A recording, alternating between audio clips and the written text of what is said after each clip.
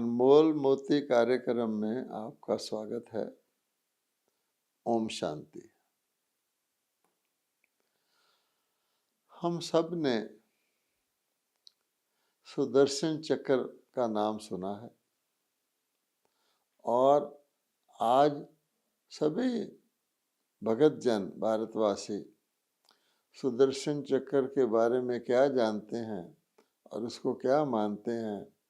वो यही जानते हैं कि श्री कृष्ण जी के हाथ पर वो सुदर्शन चक्र था और वो एक ऐसा शस्त्र था, एक ऐसा अद्भुत शस्त्र था जो कि पापियों के, खराब लोगों के, शत्रुओं के गले काटकर पुनः वापस उनके हाथ पर आ जाता था। इस रूप से हम सुदर्शन चक्र को समझते हैं। लेकिन विचार करने की बात है कि भगवान ने जिस सत्य धर्म की स्थापना की, जिसका शास्त्र भगवानुवाच है, जिसमें श्री कृष्ण जी को दिखाया गया है, तो सत्य धर्म की स्थापना का अर्थ है कि अहिंसा परमो धर्म के आदि सनातन देवी देवताओं के धर्म की स्थापना की। क्योंकि कहा जाता है कि ये ईश्वरीय ज्ञान, गीता का ज्ञान, गीता के भगवान का ज्ञान नर से नारायण और नारी से श्री लक्ष्मी बनाने वाला है, यानी मनुष्यों को देवता बनाने वाला है। और देवता तो संपूर्णता अहिंसक थे। इसलिए आप सोचिए कि सुदर्शन चक्र का ये अर्थ तो नहीं हो सकता कि भगवान ने हिंसा के द्वारा अहिंसा परमो धर्म की स्थापना की हो। वास्तव में भगवान ने तो हिंसा की समाप्ति की थी, क्योंकि हिंसा खत्म होगी तभी तो अहिंसा परमो धर्म का धर्म स्थापित होगा। अब हिंसा किसको कहते हैं? तो भगवान बताते हैं कि दुनिया के लोग तो एक तो किसी को शारीरिक तौर पे हानि पहुंचाना, शारीरिक तौर पे उसका वध करना या उसे जख्मी करना, इसको हिंसा कहते हैं, उसको चोट पहुंचाना। ज़्यादा से ज़्यादा मनुष्य कहते हैं कि किसी के मन को नहीं दुखाना चाहिए, किसी मन को चोट पहुंचाना, ठेस पहुंचाना, उसका निरादर करना, ये भी हिंसा है। बस यहाँ तक मनुष्य हिंसा की परिभाषा को समझते हैं। लेकिन भगवान तो भगवान है। वो कहते हैं कि हिंसा के कारण ही सारा समाज उस अहिंसा परमो धर्म से हटकर हिंसा परमो अधर्मी बन गया है। इसलिए भगवान हमको समझाते हैं, बहुत गहरी बात समझाते हैं कि संपूर्ण अहिंसा क्या है, उसकी परिभाषा क्या है। तो जैसे भगवत गीता में कहा गया है कि काम, क्रोध, लोभ, मोह और अहंकार, ये 5 विकार पांचों ही हिंसा के रूप हैं। ये पांचों ही दुख देने वाले हैं। ये पांचों ही स्वयं को भी और अन्य को भी दुख देते हैं। आप अभिमान को ही ले लें। अब अभिमान एक सूक्ष्म विकार है। जो व्यक्ति अभिमान करता है उसको ज़रा सी बात में निरादर महसूस होता है और वो जाने अनजाने दूसरों का भी अपमान करता रहता है। तो जहाँ अभिमान है वहाँ अपमान है। अगर किसी के दिल को दुख होता है तो अभिमान के कारण ही होता है। ये मैंने एक उदाहरण दिया। इसी प्रकार से आप देखेंगे काम विकार ऐसा विकार है जिससे आत्माएं पावन से पतित बन जाती हैं। जब हम कहते हैं फलां व्यक्ति पतित है, या इसने कहा जाता है मुंह काला कर दिया है, या इंग्लिश भाषा में कहते हैं क्रिमिनल असॉल्ट किया है, तो काम विकार को कहा गया है। भगवान ने काम विकार को महाशत्रु है। ये 5 विकारों या 5 प्रकार की हिंसा का भगवान समाप्त करके, खात्मा करके, उसको भस्म करके ही देवी देवता सत्य धर्म की स्थापना करते हैं। अब इसमें सुदर्शन चक्र का क्या पात्र है? क्योंकि सुदर्शन चक्र का मेंशन तो कहा आया है और कहा गया है कि गीता के भगवान की हाथ में एक सुदर्शन चक्र था। अब वास्तव में ये सुदर्शन चक्र इन सूक्ष्म जो हिंसा के रूप हैं इनको खत्म करने के लिए ही एक माध्यम है, और वो कोई हिंसक शस्त्र नहीं है, बल्कि एक सूक्ष्म शस्त्र है जिसके द्वारा इन 5 प्रकार की हिंसा को भगवान समाप्त कराते हैं। इस बात को समझना बहुत ज़रूरी है, क्योंकि यही आज का हमारा विषय है। आप देखिए भगवान ने क्या कहा है, तुम्हारे शत्रु कौन है। एक तो ये कहा है कि आत्मा अपना ही मित्र है, अपना ही शत्रु है। अगर आत्मा के अंदर ये 5 विकार आ जाते हैं तो आत्मा अपना शत्रु बन जाती है, क्योंकि काम हो, क्रोध हो, लोभ मोह या अहंकार हो, जिसके अंदर होगा उसके अंदर ज़रूर किसी न किसी प्रकार का दुख अशांति होगा, क्योंकि वो इन विकारों के वश होकर ही सोचेगा, संकल्प करेगा। सपने भी उनको इन विकारों के वश होने वाले ही आएंगे। ख्वाब और ख्याल दोनों में ये विकार होंगे।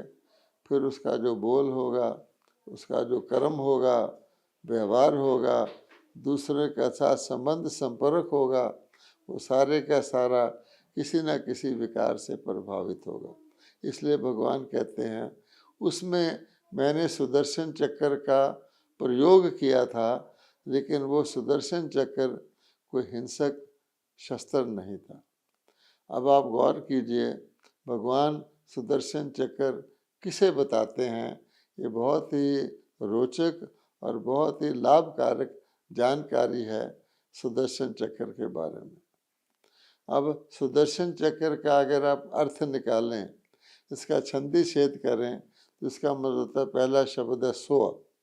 स्व मैंने अपना आप, दर्शन मैंने देखना, और चक्र मैंने सृष्टि चक्र। तो परमात्मा ने मनुष्य आत्माओं को सारे सृष्टि चक्र का ज्ञान दिया था, अर्थात दर्शन कराया था।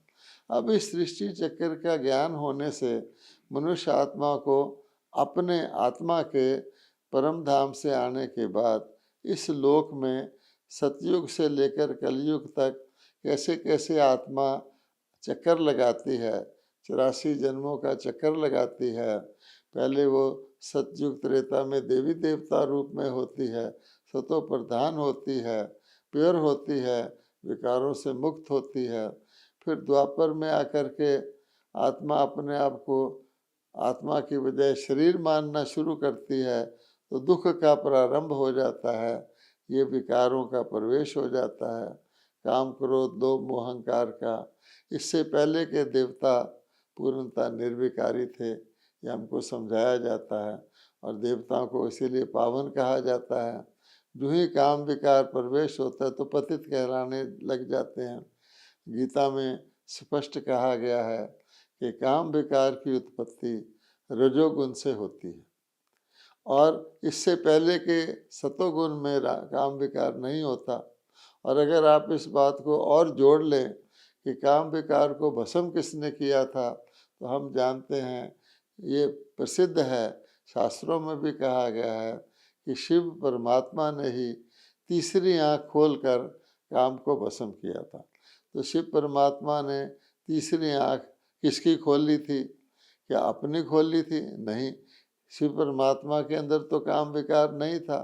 हम आत्माओं की तीसरी आँख खोल ली थी, अर्थात हमें आत्मा का ज्ञान दिया था, क्योंकि आत्मस्मृति से ही व्यक्ति काम विकार पर जीत पहनता है। तो भगवान कहते हैं, तो सुदर्शन चक्र में मैंने सारे चक्र में आत्माओं को दर्शन कराया कि किस प्रकार से तुम 84 जन्म लेते हो। तुम ही संपूर्ण निर्विकारी थे जब तुम अपने आप को आत्मा समझते थे, दूसरों को भी आत्मा समझते थे, और तुम द्वापर में आकर के गलती से अपने आप को शरीर मानने लग गए। बहुत जन्म शरीर के रूप में लेते लेते आत्मा रूपी शक्ति गौण हो गई, और शरीर अपने आप को समझने लग गए जो तुम नहीं हो, जिसके कारण से ये विकार तुम में उत्पन्न हो गए। अब भगवान कहते हैं, अगर हम वर्तमान समय में देखें तो वर्तमान समय में विकार अपनी चरम सीमा पर पहुंच चुके हैं और जितना भी दुनिया के अंदर दुख है, हिंसा है, उन विकारों के कारण ही है। अगर आप काम विकार को लें तो काम विकार के कारण पतितपना इतना बढ़ गया है कि भगवान कहते हैं मैंने जिस सृष्टि को शिवालय बनाया था, देवालय बनाया था, जहाँ सभी परमात्मा शिव द्वारा प्योरीफाई किए हुए देवी देवता बसते थे, वो आज वेश्यालय बन गया है। काम विकार इतना फैल गया है और कहा गया है कि जहाँ पर नारी का सम्मान होता है वहाँ देवता वास करते हैं। गीता के अंदर, शास्त्रों के अंदर भगवान को नारी का, द्रौपदी का चीर बढ़ाते हुए भी दिखाया गया। अर्थात काम विकार का समाप्ति भगवान ने कलयुग के अंत में की, जब वो अवतरित हुए, देवी देवताओं की स्थापना की। फिर सतयुग और त्रेता में तो काम विकार रहा ही नहीं, क्योंकि स्वयं भगवानोवाच है कि द्वापर में इसकी पुनः उत्पत्ति होती है। अब भगवान कहते हैं अगर आप वर्तमान समय में देखो तो किस पर विजय पाने से आत्माएं जो हैं वो सुखी हो सकती हैं।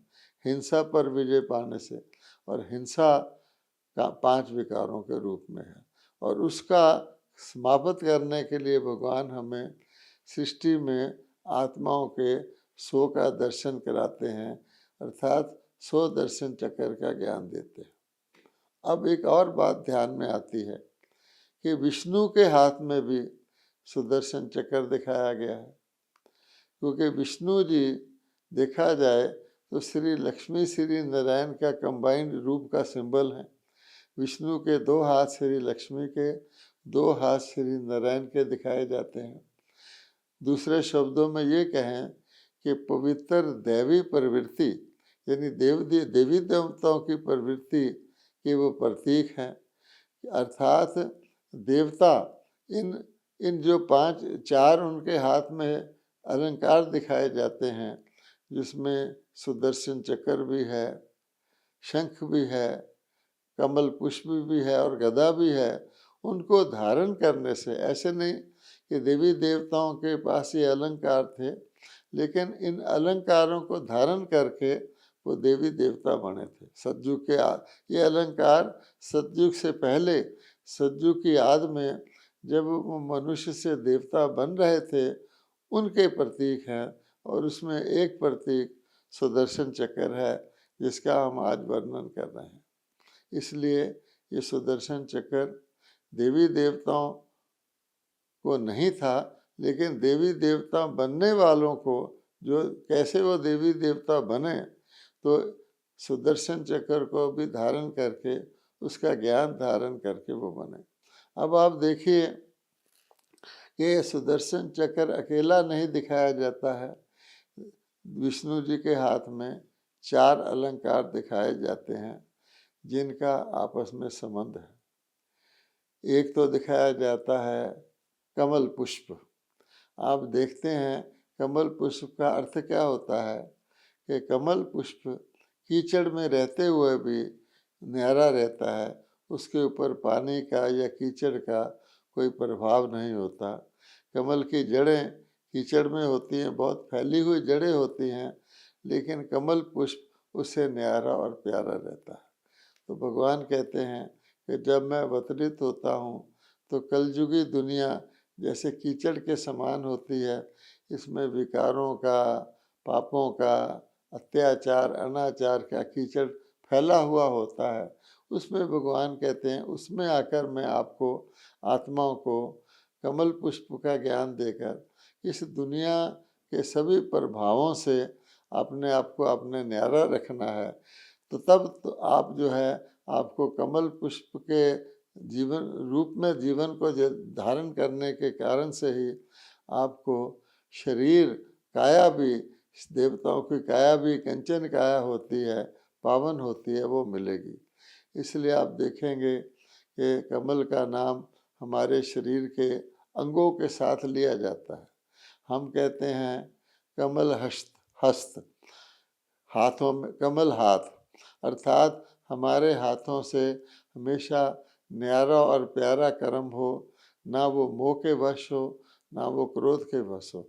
हमारे हाथ श्रेष्ठ कर्म ही करें। कमल मुख, मुख कमल भी कहते हैं। कहा जाता है कि भगवान ने ईश्वरीय ज्ञान ब्रह्मा जी के मुख कमल से दिया।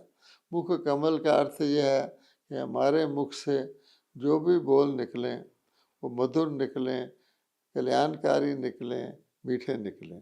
इसी प्रकार से कहा गया है कमल नयन। तो अर्थात हमारे नेत्रों में किसी प्रकार की बुरी दृष्टि ना हो, काम वृत्ति ना हो, किसी के लिए किसी प्रकार की ग्लानि की दृष्टि ना हो। हमारे नयन हमेशा क्या करें कि कल्याण का भाव ही सोचें, दूसरे का भला ही सोचें। हम दूसरे को परमात्मा के ज्ञान का नज़रों से निहाल उनको करें जैसे हम होते हैं। इसी प्रकार से चरण कमल कहा गया है कि हमारे पाँव भी उस तरफ चलें जो सही रास्ता हो, गलत रास्ते की ओर ना चलें। तो इस प्रकार से कमल का महत्व बताया गया है कि उस कमल रूपी गुण को हम अपने शरीर की हर इंद्री में धारण करें, तब हम जा कर के विष्णु अर्थात वैष्णव यानी देवी देवता के पद की प्राप्ति कर सकते हैं। अब वैष्णव का अर्थ अहिंसक होता है। उसका एक और भी उदाहरण है कि आज भी दुनिया के, भारत के अंदर किसी भी होटल के अंदर अगर मांस नहीं पकाया जाता है, मांसाहार नहीं होता है, शाकाहार होता है, तो उसको हम वैष्णव होटल कहते हैं। अर्थात इस होटल के अंदर केवल शाकाहारी भोजन ही मिलता है। अब वैष्णव शब्द का ये अर्थ तो है कि किसी की हिंसा करना वो एक प्रकार का वैष्णव नहीं रहता, किंतु वास्तव में सच्चे वैष्णव की परिभाषा इससे भी बड़ी है। सच्चे वैष्णव का अर्थ होता है कि व्यक्ति अपने सपन में भी, सपन संकल्प में भी, ख्वाबो ख्याल में भी किसी प्रकार की हिंसा मानसिक तौर पर अर्थात काम, क्रोध, लोभ, मोह और अहंकार से दूषित या से प्रभावित कोई संकल्प ना करे, इनसे दूषित कोई बोल ना बोले, इनसे किसी भी प्रकार का इनके प्रभाव से आया हुआ कोई कर्म ना करे, क्योंकि ये 5 विकार ही हिंसा के रूप है। तो भगवान कहते हैं सच्चा वैष्णव, क्योंकि एक वैष्णव कुल भी होता है दुनिया के अंदर जो किसी को अपने साथ टच नहीं करने देते। वो कहते हैं कि हमें कोई छुए ना। और पहले वक्त में भी ऐसा होता था कि ब्राह्मण को कोई छू लेता था तो समझता था मैं अपवित्र हो गया हूँ, वो जाके स्नान करता था अपने शरीर का। बाद में क्योंकि ये संभव नहीं रहा तो लोग अपने ऊपर छिट्टा ले देते हैं पानी का कि मैं शुद्ध हो गया। लेकिन ये जो छूत छात है ये भी मनुष्यों ने शारीरिक बना ली है। वास्तव में इसका एक गहरा अर्थ है कि अगर हमें सच्चा वैष्णव बनना है तो हम किसी भी ऐसे व्यक्ति के साथ जिसके अंदर काम, क्रोध, लोभ, मोह, अहंकार रूपी विकार हैं, उनके साथ उसका संग ना करें, क्योंकि अगर हम उसका संग करेंगे तो उसका प्रभाव हमारे ऊपर आ जाएगा। इसी प्रकार से ऐसे व्यक्ति के साथ हम खान पान से परहेज रखें, क्योंकि उसका भी प्रभाव अन्न का मन पर असर आ जाएगा। तो ये गहरी परिभाषा है अहिंसा की, वैष्णव की और सुदर्शन चक्र की, और ख़ास तौर पे कमल फूल की। तो भगवान कहते हैं कि मैं सुदर्शन चक्र का जो ज्ञान देता हूँ उसमें पूरे सृष्टि चक्कर आ जाता है, पूरे 84 जन्म आ जाते हैं, जिसको लोगों ने 84 लाख जन्म कह दिया है। वास्तव में भगवान कहते हैं आप आत्माओं ने ये 84 का चक्कर लाखों बार लगाया है, क्योंकि बार बार सृष्टि नाटक रिपीट होता है तो आत्माएं 84 का चक्कर लगाती ही रहती हैं। जब कलयुग का अंत आता है तो 84 जन्म पूरे हो जाते हैं। और फिर सतयुग का आदि होता है तो पहले जन्म से फिर शुरू हो जाता है। लेकिन 84 जन्म भी सभी आत्माओं के नहीं होते। भगवान बताते हैं कि जो शुरू में सतयुग में आती हैं वही पूरे 84 जन्म सारे चक्कर में लेती हैं, जो बाद में आती हैं उनके जन्म घटते जाते हैं। ये भी भगवान हमें बताते हैं। इसीलिए सतयुग में जनसंख्या बहुत कम होती है और कलयुग के अंत में तो करोड़ों की संख्या हो जाती है। सतयुग के लिए कहा जाता है 9 लाख तारे या 9 लाख आत्माओं से, देव आत्माओं से दुनिया शुरू होती है। इसलिए 9 लखा हार भी प्रसिद्ध है और वो सर्वश्रेष्ठ आत्माएं होती हैं। फिर आबादी बढ़ती जाती है और उसके बाद जाकर के कलयुग के अंत में तो हम जानते हैं सारी आत्माएं परम धाम से आ जाती हैं। अन्य धर्मों की आत्माएं भी आ जाती हैं। जैसे वृक्ष के अंदर शाखाएं होती हैं उनमें भी पत्ते लग जाते हैं और लगभग 850 करोड़ आत्माएं इस धरती पर शरीर धारण करती हैं। उसके बाद ही भगवान कहते हैं कि मैं उन आत्माओं को पुनः, क्योंकि वो दुखी होकर मुझे पुकारती हैं, उनको मैं वापस ले जाता हूँ। तो भगवान कहते हैं ये सारा सृष्टि का चक्कर, ये सुदर्शन चक्कर, इसकी अवधि 5000 वर्ष है, लाखों वर्ष नहीं है जैसे शास्त्रों में बताया है। शास्त्रों में ये भी कहा गया है कि कलयुग से द्वापर में, कलयुग से द्वापर की दुगनी आयु होती है, त्रेता की 3 गुना होती है, सतयुग की 4 गुना होती है। तो भगवान कहते हैं मैं जब सुदर्शन चक्कर दिखाता हूँ उसके अंदर एक स्वास्तिका बना होता है जो उस चक्कर को 4 बराबर भागों में बांटता है। तो भगवान कहते हैं कि युगों की आयु तो बराबर बराबर होती है। 5000 वर्ष के इस चक्कर में हर युग की आयु 1250 वर्ष ही होती है। लेकिन उसमें मनुष्य आत्माओं की आयु सतयुग में कलयुग की आयु की भेंट में 4 गुना होती है, त्रेता में 3 गुना होती है, घटती जाती है, द्वापर में 2 गुना होती है, कलयुग में सबसे कम होती है। ये ज्ञान भी भगवान देते हैं कि सतयुग के 1250 वर्ष में देवताओं के 8 जन्म होते हैं, सूर्यवंशी देवताओं के।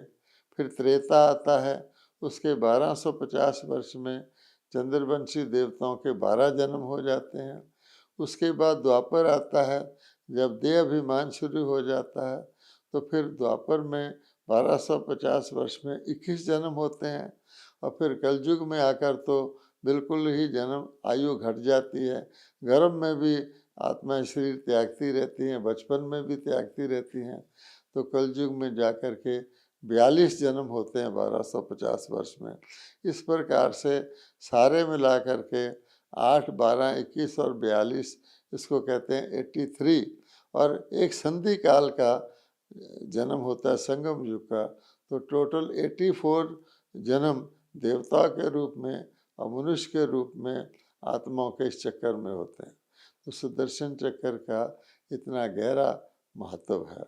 इस महत्व को अब समझेंगे तो हमें अपने आप के बारे में स्मृति आएगी कि कभी हम देवी देवता थे, आज हम मनुष्य हैं और ये संगम का समय चल रहा है जिस समय पर हमें एक स्वर्णिम अवसर है।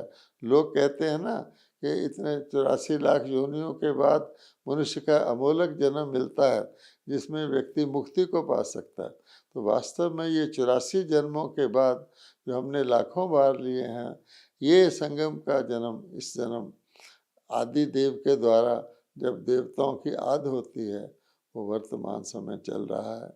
इसके बारे में विस्तृत जानकारी प्राप्त करेंगे तो आप भी अपने अंदर समर्थ पाएंगे कि हम अपने आप में दैवी गुण धारण करके आने वाले सतयुगी देवी दुनिया के अधिकारी बने।